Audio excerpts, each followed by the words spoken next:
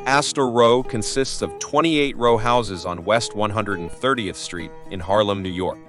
These row houses, designed by Charles Buek, were built between 1880 and 1883 and were among the first of their kind in the area. John Jacob Astor purchased the land in 1844, and his grandson, William Backhouse Astor Jr., was instrumental in the development of Aster Row.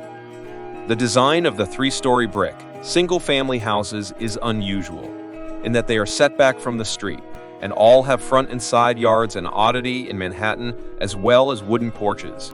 William Backhouse Astor's grandchildren, Mary, James, and Sarah Van Allen, inherited the row houses when he died. In 1911, the westernmost 10 row houses were sold to Max Marks, a real estate investor. Later, the ownership passed to the New York Savings Bank due to the default on the mortgage by the Brown Realty Company. The Aster Row houses were originally rented for $1,100 per year and were first occupied by whites.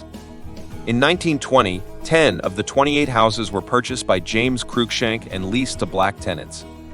The historic Aster Row in Harlem, designated a New York City landmark in 1981, underwent meticulous restoration efforts with widespread support, including a benefit concert featuring Ella Fitzgerald in 1992. Today, Aster Row stands as a racially integrated architectural landmark in Harlem.